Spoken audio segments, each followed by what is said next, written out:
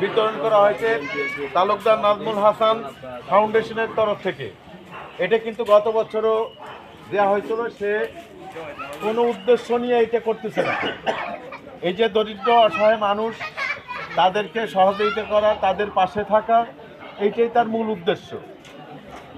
এই আমরা গত বছরে এটা নিয়েছিলাম, আমরা এটা বিতরণকালে বলেছিলাম যে আপনারা এই কার্ডটা রাখবেন এবং এই কার্ডটা রাখার মাধ্যমে সামনেও ঈদ কুরবানি যে সময় আসুক, সর্বসময়ে তালুকদার নাজমুল হোসেন ফাউন্ডেশন যেটা আছে এর মাধ্যমে এই তালুকদার সাহেব নাজমুল হোসেন সে আমাদের মাঝে থাকবেন এবং বিভিন্নভাবে সে সহযোগিতা করবেন। তার এই অবদান শুধু এইটা না, তিনি আমাদের এই নগরকান্দার বিভিন্ন এলাকায় মসজিদ মাদ্রাসা থেকে শুরু করে দরিদ্র অসহায় পরিবার যারা আছে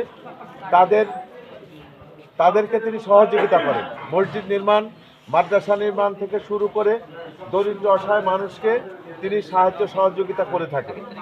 একজন ভালো মানুষ, একজন সমাজসেবক এই হিসেবে আমরা এই যে রমজান, আজকে প্রথম রমজান, আমরা যারা আজকে এখানে এই যে মালগুলো নিব, এইটা আমরা ব্যবহার করব, আমরা ভোগ করব এবং তার জন্য আমরা দোয়া করব যে আল্লাহ যেন তাকে দীর্ঘ হায়াত দান করুক এবং সেই জনকল্যাণমূলক কাজের জন্য সে আরও সম্পৃক্ত হতে পারে এবং আমাদের এই নগরকান্দা উপজেলাকে একটি আদর্শ উপজেলায় হিসাবে রূপান্তরিত করতে পারে।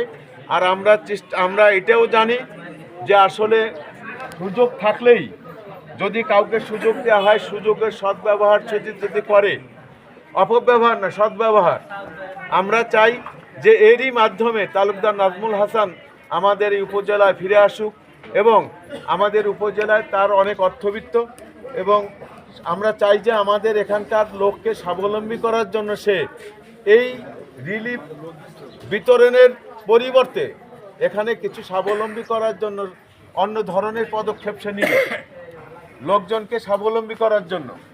আমরা এই আশাবাদ ব্যক্ত করছি যে যারা ফাউন্ডেশনের যারা কর্মকর্তা আছেন তাদের মাধ্যমে আমরা এই নিউজটাই দিতে চাই যে আমরা তার সাথে আছি, পাশাপাশি সেজন্য আমাদের এই যে নগরকান্দা উপজেলার মানুষের কর্মসংস্থানের জন্য কোনো কিছু তিনি করেন। এখন